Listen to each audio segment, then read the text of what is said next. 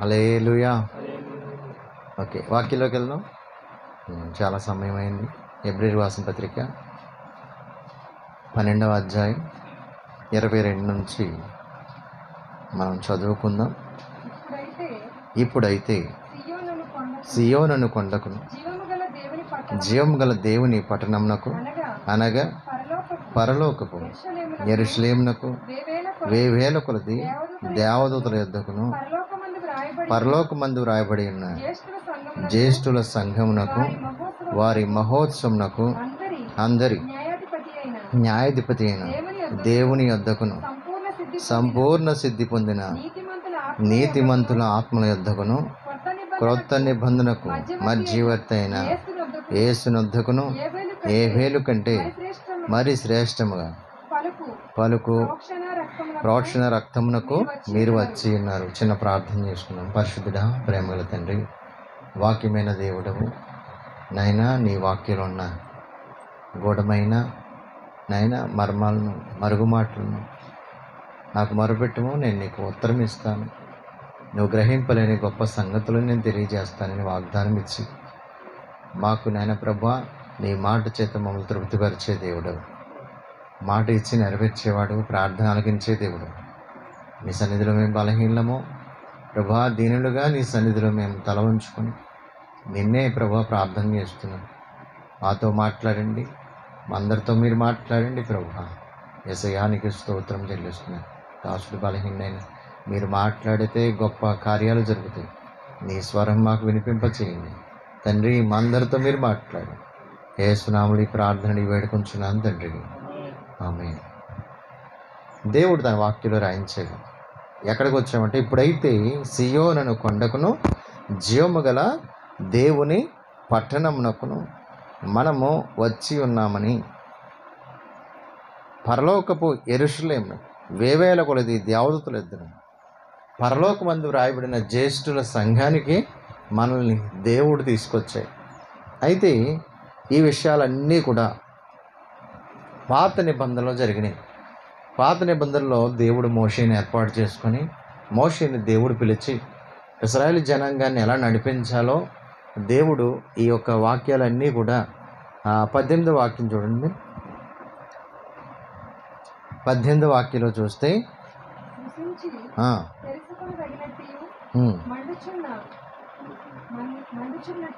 మండుచున్నట్టు కొండకును అగ్నికిని car మేఘమునకును గాఢాంధకారమునకును తుఫానుకు బోరధ్వని మాటలకును మీరు వచ్చి ఉండలేదు. ఇది ఒక జంతువైనను ఆ కొండను తాకినీడల రాళ్ళతో కొట్టబడవలని, ఒక మనిషి కానీ ఒక జంతువు కానీ ఆ కొండను తాకడానికి లేదు. ఈ పాత నిబంధనలో నిర్గమాకాండం 19వ అధ్యాయంలో ఈ అంతా ఉంటుంది. మీరు చదివితే కనుక నిర్గమాకాండం 19వ అధ్యాయం 12 చూస్తే దేవుడు తన ప్రజలకి ఆజ్ఞాపించే, నేను దిగి వచ్చినప్పుడు అగ్నిలాగా దేవుడు దహించే అగ్ని కాబట్టి అగ్నిలాగా దిగి వస్తాడు. నీవు ప్రజలకు ఏర్పరిచి అంచుని కానీ ముట్టకూడదట. 13లో కూడా చెప్తున్నాడు, ఒక మృగం కానీ మనిషి కానీ దాన్ని ముట్టుకోకూడదు, ఒక బోరధ్వని మీరు చెయ్యాలి. 18 చూస్తే కనుక యెహోవా అగ్నితో సీనాయి పర్వతం మీదకి దిగి వచ్చినందున అదంతయు ధూపమయమై ఉండెను. ధూమము కొలిమి ధూమం వలె లేచెను. పర్వతమంతయు కూడా మిక్కిలి కంపించెను. ఆ బోరధ్వని ఆ బోరధ్వని బిగ్గరగా మోగిన తర్వాత మోషే మాట్లాడుచుండగా దేవుడు కంఠస్వరము చేత ఇశ్రాయేలు ప్రజలందరూ కూడా, ఎంత భయం, దేవుడు దిగి వస్తే ఎటువంటి ఆయన ప్రత్యక్షత ఉంటుందో అక్కడ చూపించాడు. ఆ కొండ మీదకి, సీనాయి కొండ మీదకి దేవుడు దిగి వచ్చినప్పుడు అంతా కూడా ఎలా అయిపోయిందట, అగ్నిమయంగా అయిపోయింది. అక్కడ అగ్నిమయం అయిపోయి ఆ ధూమం అంటే పొగలాగా లేసి అక్కడ ఎవరికీ కూడా ఏమీ కనపట్టలేదు. అగ్నిలోంచి ఆ స్వరం మాత్రమే వినగలుగుతున్నారు ఇశ్రాయేలు ప్రజలు. ఒక ఉరుము శబ్దం లాంటి స్వరం, ఒక భయంకరమైన ఆ శబ్దాన్ని వాళ్ళు కనీసం ఆ కొండను ముట్టుకోవడానికి కూడా వీల్లేదు. అంత పరిశుద్ధంగా వాళ్ళు ఉండితేనే అది సాధ్యం. ఆ బోరధ్వని ఎప్పుడైతే వినపడ్డదో అందరూ పాలెం దగ్గర సిద్ధపడి పరిశుద్ధపరచుకొని ఆ మాట వినడానికి సిద్ధపడి ఉండాలట. మోషే అహరోనులు కొండ మీదకి వెళ్ళాం. మోషేతో దేవుడు మాట్లాడి దేవుడు దర్శించి దేవుడి యొక్క మాటలన్నీ కూడా చెప్తూ ఉంటాయి. ఆజ్ఞలు, దేవుడి యొక్క ఏదైతే మనుషులు ఎలా ఉండాలో, ఎలా ప్రవర్తించాలో, ఇవన్నీ కూడా ఆ నిర్గమకాండంలో మొత్తం కూడా దేవుడు చెప్తే మోషే రాసుకుంటూ ఉన్నాడు. ఇప్పుడైతే మనం ఎక్కడికి వచ్చామంట? ఇప్పుడైతే సియోనను కొండకు, జీవము గల దేవుని పట్టణంలోకి మనం వచ్చాం. ఇశ్రాయేలు ప్రజలైతే ఎర్ర సముద్రం దాటి వాళ్ళు ఎర్ర సముద్రంలో బాప్తిసం పొంది ఆ ఎర్ర సముద్రం ద్వారాగా ఒక మేఘం వచ్చింది వాళ్ళకి. ఏ మేఘం అది? షకీన మేఘం, పరిశుద్ధాత్మ మేఘం. ఆ మేఘంలో పరిశుద్ధాత్మ పొందుకున్నారు. వారు నడిపించబడ్డారు, మోషే ద్వారా నడిపించబడ్డారు. ఇప్పుడు కొత్త నిబంధనలో మనకి ఎప్పుడైతే మనము బాప్తిసం పొందాము, మీరు ఉరుము ధ్వనికి కానీ బోరధ్వనికి కానీ మీరు ఇక్కడికి రాలేదు. కానీ మనం ఎలా వచ్చామంటే ఎక్కడికి వచ్చాం? సియోనను కొండకు, జీవం గల దేవుని పట్టణానికి వచ్చాం. ఇప్పుడు మన ప్రయాణం ఏంటి? ఇశ్రాయేలు ప్రజలు కనాను ప్రయాణం అయితే మనం ఇప్పుడు పరలోక రాజ్యానికి ప్రయాణమయ్యాం. ఇది యాత్ర. ఈ యాత్రలో దేవుడి పరిశుద్ధాత్మ మనకి తోడుగా నడిపిస్తున్నాడు. మనం ఏ ధ్వనికి వచ్చాం? దేవుని వాక్యపు ధ్వని. ఆ వాక్యం మనకి విన్నాం. ఆ వాక్యం విన్నప్పుడు మన హృదయాల్ని దేవుడు ప్రేరేపించాడు. ఆ ప్రేరేపణ, ఆ ధ్వని మనకి ఎప్పుడైతే వినపడదో మనం రక్షణ పొందాం. దేవుడు మనల్ని నడిపిస్తున్నాడు. ఎక్కడి వరకు నడిపిస్తున్నాడంటే మనల్ని జ్యేష్ఠులుగా చేయడానికి, జ్యేష్ఠుల సంఘంలో మనల్ని ఉంచడానికి దేవుడు మనల్ని సిద్ధపరిచాడు. హల్లెలూయా. సంపూర్ణ సిద్ధి పొందటానికి. సంపూర్ణ సిద్ధి పొందటం అంటే వాక్యంలో రాయబడింది. యేసుక్రీస్తు ప్రభువారు కూడా హెబ్రీ రాసిన పత్రిక 5వ అధ్యాయం 9వ వాక్యం చూడండి. అందరు బైబిల్ తెచ్చి. ఆయన ఎవరైనా యేసుక్రీస్తు ప్రభువారు సంపూర్ణ సిద్ధి పొందినవాడై, చూడండి, సంపూర్ణ సిద్ధి పొందాడు కాబట్టి మనం కూడా ఏం పొందాలి? ఆయన జ్యేష్ఠుడు, ఆయన స్వారూప్యంలోకి మనం మారాలి. కాబట్టి మనల్ని సంపూర్ణ సిద్ధిలోనికి ఆయన నడిపిస్తున్నాడు. మనల్ని కృప ద్వారాగానే రక్షించాడు. కానీ ఏ యొక్క బోరధ్వనికి కానీ మనము ఏ మేఘముల చేత కానీ రప్పించబడలేదు. దేవుడి వాక్యం ద్వారా మనల్ని కన్నాడు. దేవుడి వాక్యం ద్వారా కృపచేతనే మనల్ని రక్షించాడు. దేవుడి కృప చాలా గొప్పది.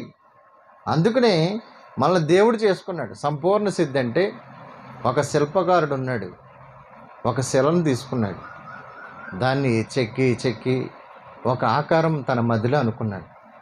ఆకారం వచ్చే వరకు కూడా ఎన్ని లక్షల దెబ్బలు తింటుందండి అది పూర్తి అయ్యే వరకు కూడా కన్ను, ముక్కు, చెవి,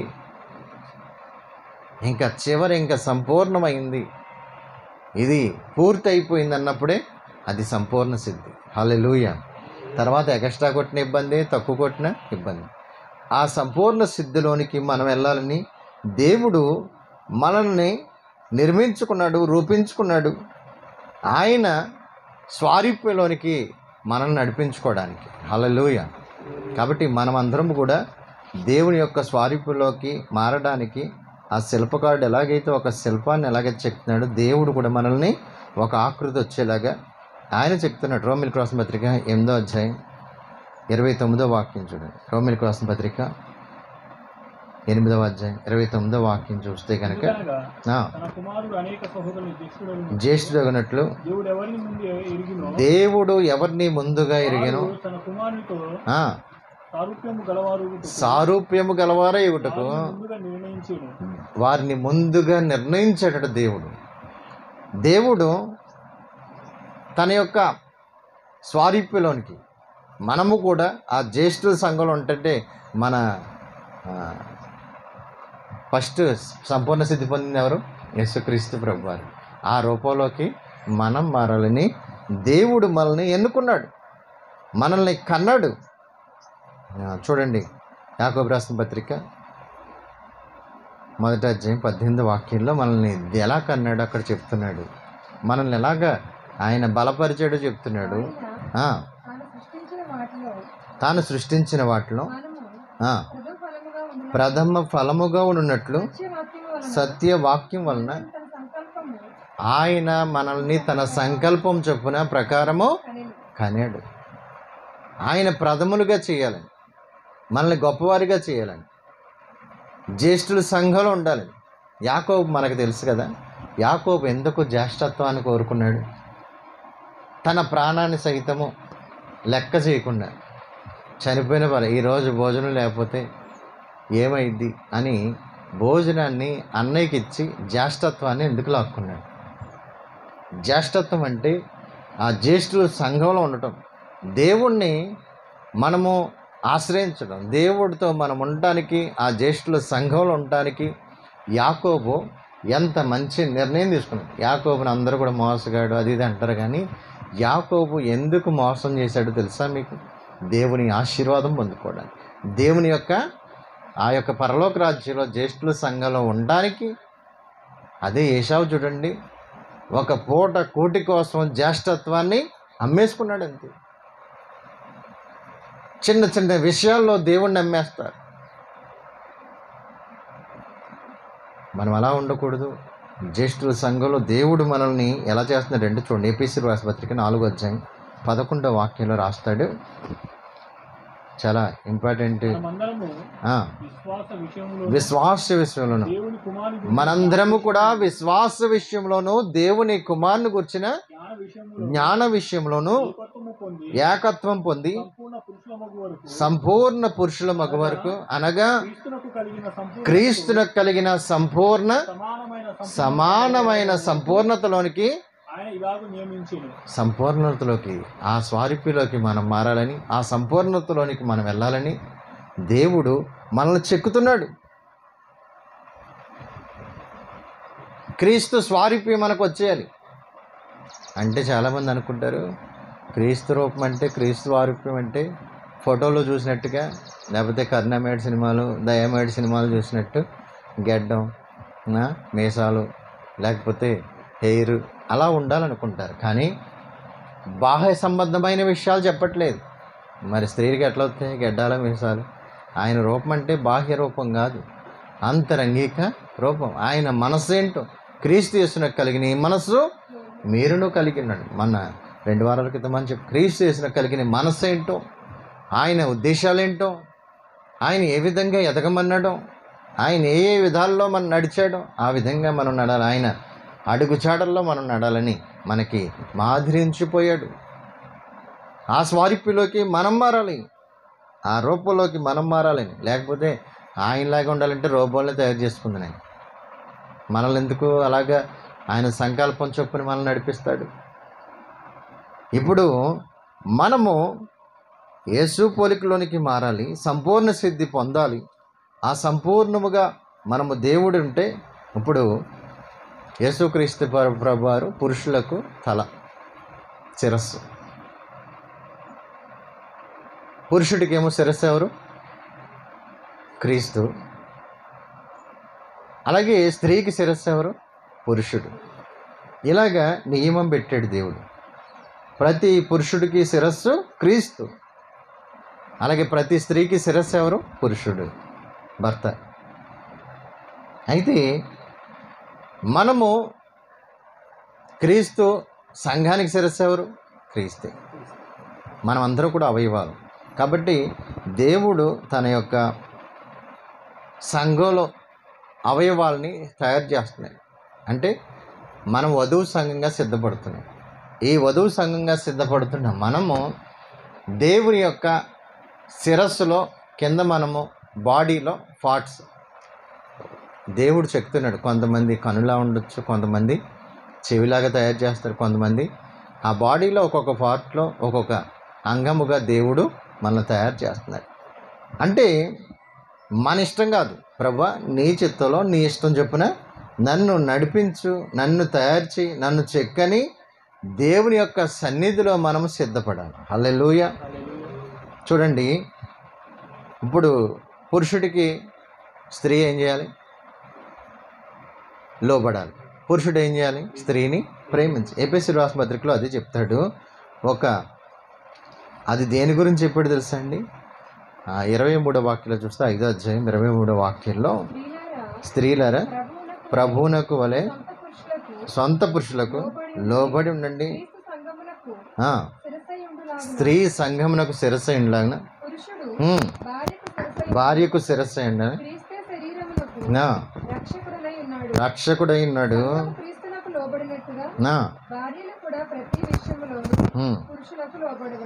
లోబడవలను.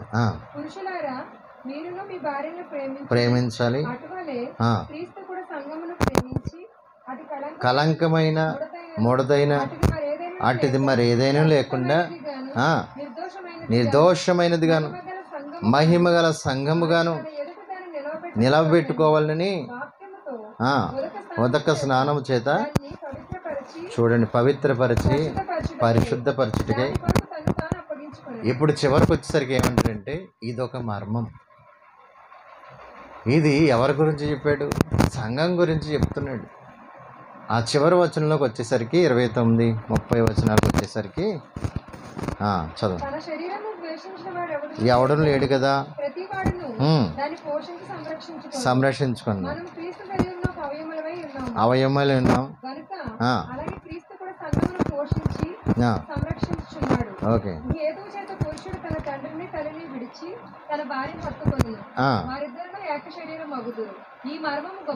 ఈ మర్మము గొప్పది. ఇది దేని గురించి చెప్తున్నాడట? క్రీస్తుని గురించి, సంఘముని గురించి. ఒకరోజు ఆ యొక్క పురుషుడు,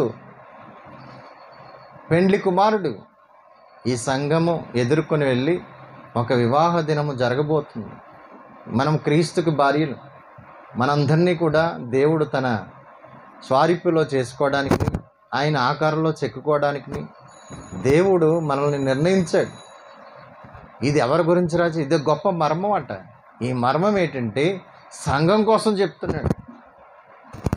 ఆదాము గురించి దేవుడు మాట్లాడుతూ నరుడు ఒంటరిగా ఉండుట మంచిది కాదు. నరుడు ఒంటరిగా ఉండటం మంచిది కాదంటే ఆ రోజు ఆదాము విషయంలో చెప్పలేదు, యేసుక్రీస్తు ప్రభువారి గురించి చెప్పబడింది. హల్లెలూయా. నరుడు ఒంటరిగా ఉంటే మంచిది కాదని ఆది సంభూతుడైన దేవుడికి ఆ ఒంటరిగా ఉంటే ఒక భార్య కావాలని, అది లోపం లేని ఆదామును చేస్తే ఆదాము పడిపోయాడు. దేవుడు సృష్టిని అంతా చేస్తే లూసిఫర్ పడిపోయింది. దేవుడు ప్రతిదాన్ని చేసినప్పుడు ప్రతి ఒక్కరు పడిపోయారు. అలాగే ఒక లోపం లేని సంఘాన్ని తయారు చేయాలి, ఒక లోపం లేని రాజ్యాన్ని తయారు చేయాలి. క్రీస్తు కొరకు సంఘాన్ని ఒక కన్యకగా దేవుడు సిద్ధపరచాలని ఆయన సంకల్పించాడు. హల్లెలూయా. కొత్త భూమి, కొత్త ఆకాశం. ప్రకటన గ్రంథం 21వ అధ్యాయంలోకి వచ్చేసరికి అక్కడ ఒక వివాహం గురించి చూస్తాం. ఇంకా మొదటి నుంచి చదివితే, అంతటి నేను కొత్త ఆకాశమును కొత్త భూమిని చూచితిని.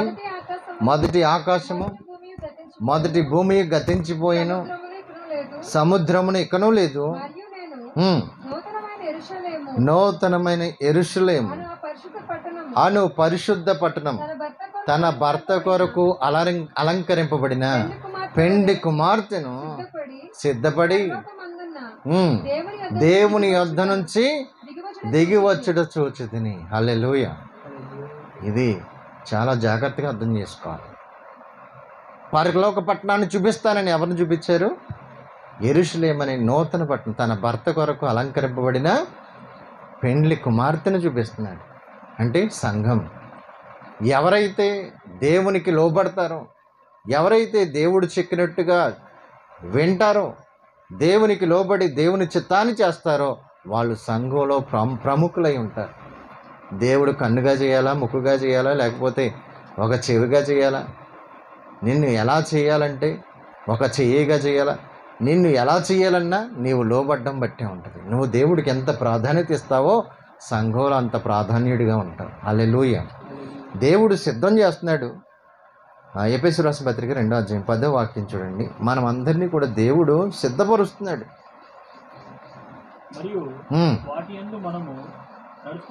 నడుచుకొనవలెనని దేవుడు ముందుగా స్థిరపరిచిన సత్క్రియలు చేయుటకై మనము క్రీస్తు యేసునందు సృష్టింపబడిన వారమై ఆయన చేతి పని అయి ఉన్నాం. హల్లెలూయా. ఆయన చేసిన పని, చేతి పని ఉన్నాం మనం. ఆయన మనల్ని చేసుకుంటున్నాడు, చెక్కుతున్నాడు. కొంచెం బాధ కలుగుద్ది, ఇబ్బంది ఉంటుంది, కానీ నీకు ఒక ఆకారం వచ్చేసరికి నువ్వు సంపూర్ణమైపోతావు, సంపూర్ణ సిద్ధి పొందుతావు. సంపూర్ణ సిద్ధి పొందిన ఆత్మల దగ్గరికి మనం వెళ్ళాలంటే మనం సంపూర్ణ సిద్ధి పొందాలి కదా. జ్యేష్ఠుల సంఘం దగ్గరికి వెళ్ళాలంటే, ఆ జీవం గల దేవుని పట్టణము, ఆ యొక్క పరలోక పట్టణంలో సియోనుని కొండకు మనం వెళ్ళాలంటే, ఆ గొర్రెపిల్ల యొక్క పెండ్లి విందులో పాలు పొందాలంటే నువ్వెంత జాగ్రత్తగా ఉండాలి. దేవుడు చెక్కినట్టుగా మనం చెక్కబడాలి కదా. సంఘానికి ప్రాముఖ్యమైన సందేశం ఇది. ఈనాడు మన ఆలోచన అంతా ఎంతసేపు కూడా పెళ్ళిళ్ళు, ఉద్యోగాలు, ఇవే పని, ఇవే. కానీ క్రీస్తు సంఘంలో యేసయ్య త్వరగా రాబోతున్నాడు. సంఘకనిక సిద్ధపడాలి. మనము దేవుని సంఘంలో, ఆ యొక్క వధువు సంఘంలో ఏ పాత్ర అయి ఉంటాం మనం అని, ప్రభు నన్ను ఇలా చెయ్యి, అలా చెయ్యి అంటే కుదరదు. అక్కడ దేవుడు చెక్కినట్టుగా మనం చెక్కబడాలి. హల్లెలూయా. ఎప్పుడైతే మనం చెక్కబడిన స్వచిత్తమే మనలో ఏమి ఉండకూడదండి. దేవా, నీవు నన్ను ఎక్కడ సిద్ధపరచాలి, ఎక్కడ ఎలా ఏ విధంగా చేయాలనుకుంటున్నావో ఆ విధంగా నన్ను సిద్ధం చేయి ప్రభు అని మన విశ్వాసాన్ని ఆయనలో పెంపొందించుకోవాలి. ప్రభువా నన్ను చెక్కు, యేసుని చూడాలని, యేసు రూపం పొందాలని నా ఆశయా.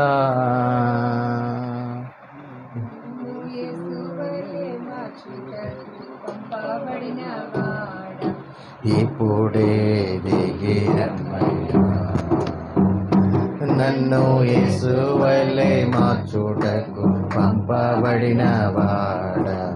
ఇప్పుడే దిగిరమ్మయ్యా, నాలో నీవు, నీలో నేను కలివు,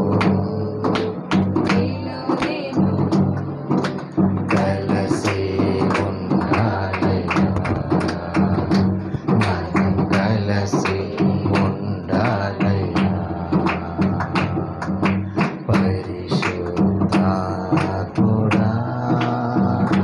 యేసు పంపిన వాడవు నీవేగా, ఇప్పుడే దిగిరమ్మయ్యా, నాలో ఇప్పుడే దిగిరమ్మయ్యా.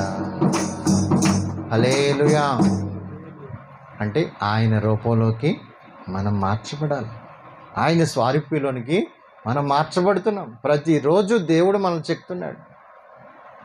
ఆ సంఘం, ఆ జ్యేష్ఠుల సంఘంలో నువ్వు ఉండాలంటే నీలో ఏం రావాలట? క్రీస్తు స్వారూప్యం రావాలి. క్రీస్తు మనసు నీలోకి రావాలి. లోబడే తత్వం నీలోకి రావాలి. ఆయన ఎంత విధేయత చూపించాడో అంత విధేయతలోకి మనం వెళ్ళిపోవాలి.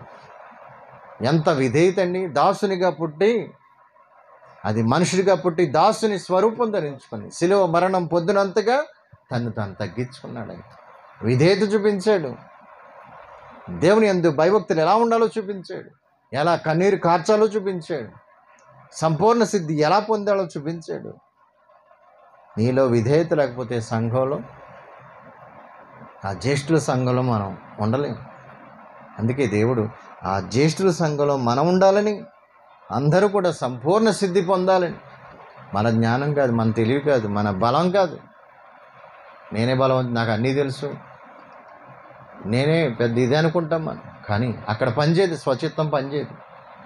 దేవుని చిత్తానికి లోబడాలి. సంఘంలో కానీ దేవుని వాక్యానికి మనం ఎప్పుడైతే లోపడతామో అప్పుడే దేవుడు సంపూర్ణ సిద్ధిలోనికి నేను చెప్తాడు. హల్లెలూయా. మొదటి యోహాను పత్రిక 3వ అధ్యాయం మొదటి వాక్య రోజు చదివితే, యోహాను మొదటి పత్రిక 3వ అధ్యాయం, మనము దేవుని పిల్లలమని పిలువబడినట్లు తండ్రి మనకెట్టి చూడుడి మనల్ని ఎరగదు, ఎరగలేదు. ఇప్పుడు మనము దేవుని పిల్లలమై ఉన్నాము. ఇప్పుడు మనము దేవుని పిల్లలమై ఉన్నాము.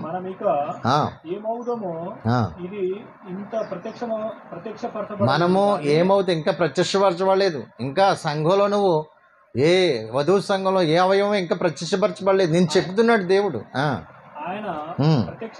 ప్రత్యక్షమైనప్పుడు ఆయన ఉన్నట్టుగానే ఆయనను చూతుము గనుక ఆయనను పోలియుందుమని. హల్లెలూయా. ఆయనను పోలి ఉండాలి. ఆయన పోలికలోకి వచ్చేయాలి. నీ ప్రేమ, నీ సహనము, నీ దయ సేమ్ యాజ్ ఇట్ ఈజ్ ఎలా ఉండాలట? యేసుక్రీస్తు వారి స్వరూపంలోకి మనం వచ్చేయాలి. అందుకే అక్కడ వాక్యంలో రాయబడింది, ఇంకా మనం ప్రత్యక్షపరచబడి ఇంకా చెక్కబడుతున్నాం. మనం ఇంకా సంపూర్ణ సిద్ధి పొందాలి. సిద్ధపడడానికి, సంపూర్ణ సిద్ధి పొందడానికి మనం రెడీ అవుతున్నాం. దేవుడు చెప్తున్నాడు, ఇంకా చివరి క్షణం అయిపోయింది, ఈ సంఘాన్ని చెక్కేశాను అనుకునేసరికి దేవుడు మధ్యాకాశానికి వచ్చి ఉంటాడు. హల్లెలూయా. ఒక పెండ్లి కుమార్తె ఎలాగైతే సిద్ధపడి భర్త దగ్గరికి వెళ్తుందో అలాగే మనము కూడా పెండ్లి కుమారుడు సిద్ధపడి ఉన్నాడు. మనము కూడా పెండ్లి చేసుకోవడానికి ఎలాగైతే పెండ్లి కుమార్తె అలాగే సిద్ధపడి వెళ్తున్నాం. ఎస్తేరు 12 నెలలు 6 నెలలు గోపస్థైలంతో 6 నెలలు సుగంధ ద్రవ్యములతో సిద్ధపడి అహన్వేరోష్ రాజు దగ్గరికి వెళ్ళినట్టుగా మనము కూడా దేవుని సన్నిధికి వెళ్ళబోతున్నాం.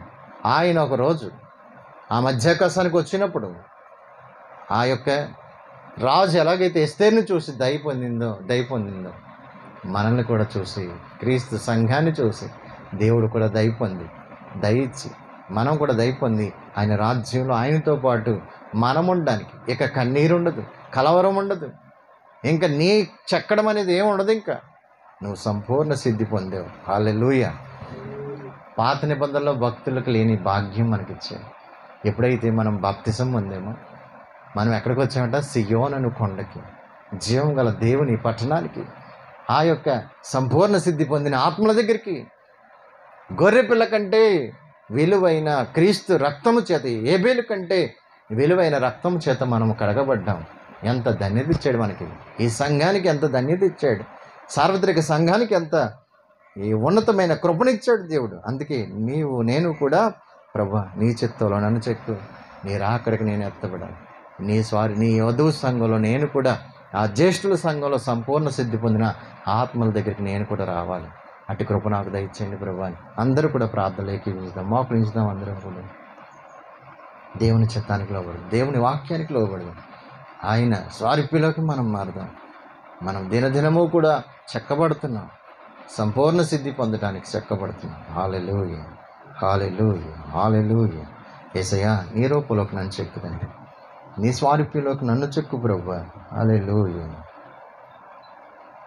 సజీవ యాగముగా మన శరీరము సమర్పించి, సజీవ యాగముగా మన శరీరము సమర్పించి, సంపూర్ణ సిద్ధి నొందా శుద్ధాత్మను నొసగితివి, సంపూర్ణ సిద్ధి నొందా శుద్ధాత్మను నొసగితివి. స్తోత్రం చెల్లింతుము, స్తుతి స్తోత్రం చెల్లింతుము. యేసునాథుని మేలులు తలంచి స్తోత్రం చెల్లింతుము, స్తుతి స్తోత్రం చెల్లింతుము. మనము సంపూర్ణ సిద్ధి పొందటానికి దేవుడు మన సిద్ధపరుస్తున్నాడు. ఆ జ్యేష్ఠుల సంఘంలో ఉండటానికి, సంపూర్ణ సిద్ధి పొందిన ఆత్మల దగ్గరికి మనం నడిపిస్తున్నాడు. నువ్వు సంపూర్ణ సిద్ధి పొందాలి. సంగమా, సంపూర్ణ సిద్ధి పొందితే దేవుని పలుకులకు నువ్వు మారి ఆయన స్వారూప్యలో చేసుకోవడానికి ప్రతిరోజు నీతో నిన్ను చెక్కుతున్నాడు. నీవు ఆయన రూపంలోకి రావాలి. ఆయన మనస్సు తగ్గట్టుగా ఆయన చిత్తము మనసులో ఏదైతే రూపం ఉందో ఆ విధంగా నిన్ను చేయాలి. ఆయన పోలికలో ఆయన రూపులో ఎప్పుడైతే ఆదాము తన రూపాన్ని పోగొట్టుకున్నాడు, ఆయన యొక్క స్వరూప్యాన్ని పోగొట్టుకున్నాడు, అయితే దేవుడు ఈ లోకానికి వచ్చి మన కోసం మరణించి తిరిగి లేచి యేసయ్య ఆయన రూపంలో మనం చెప్పుకుంటున్నాడు. మనం లోబడితే తప్పకుండా ఆ బొర శబ్దానికి కడబోరు శబ్దం ఒకటి రాబోతుంది. ఆ శబ్దానికి మనము కూడా ఎత్తబడి ఆయన స్వారూప్యంలో మనం ఆయనతో పాటు ఉంటానికి యుగ యుగములు కన్నీరు కలతలు ఏ యొక్క వ్యాధి బాధలు లేని ఆ నిత్య రాజ్యానికి మనం వెళ్ళడానికి, ఆకలి దప్పులు లేని రాజ్యంలో మనం ఉంటానికి దేవుడు సిద్ధం చేస్తున్నాడు. అటు కృప దేవుడు మనకిచ్చినందుకు స్తోత్రం చెప్దాం. స్తోత్రం స్తోత్రం స్తోత్రం. యేసయ్య నన్ను సిద్ధపరచండి, నన్ను అటు విధంగా నన్ను సిద్ధం చేయండి ప్రభువా. నన్ను సంపూర్ణ సిద్ధి పొందటానికి నన్ను ఏ విధంగా నువ్వు చెక్కాలనుకున్నావు, ఆ వధువు సంఘంలో నేను ఏ యొక్క అవయవాన్ని ఉండాలనుకుంటున్నావో ఆ రూపంలో నువ్వు చెక్కు ప్రభువా అని ప్రార్థన చేసుకున్నావు. యేసయ్య నీవు ఇచ్చిన వాక్య ప్రత్యక్షతను బట్టి నీకు స్తోత్రం. నైనా ప్రతి ఒక్కరిని కూడా నీ యొక్క ఆ జ్యేష్ఠుల సంఘంలో వధువు సంఘంలో మమ్మల్ని అందరినీ కూడా నీ యొక్క ఆత్మతో చెక్కి పరిశుద్ధాత్మదేవ మమ్మల్ని అందరినీ కూడా నీ స్వారూప్యంలోకి మార్చి నైనా ఈ రాకడికి ఆయుక్తపరచండి తండ్రి. ఎత్తబడే గుంపులో ఉంటానికి, నీ స్వారూప్యం కలిగి నీతో మేము ఉండటానికి మమ్మల్ని సిద్ధము చేయండి. మేము సంపూర్ణంగా నీ స్వారూప్యంలోకి మారిపోవాలి. జ్యేష్ఠులైన దేవా నీ రూపంలోకి మేము మారాలి. అటువంటి కృపను మాకు దయచేయండి. నీ వాక్యానికి నీ మాటకు మేము లోపలి నీ కొరకు ఇంకా నాయనా తండ్రి మమ్మల్ని మేము తగ్గించుకొని నీ చిత్తంలో ఎదగడానికి సహాయం చేయండి. సంఘాన్ని మీరు ఆశీర్వదించండి.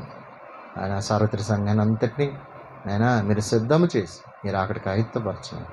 యేసు నామములో అడుగుతున్నాం తండ్రి, ఆమేన్. హల్లెలూయా.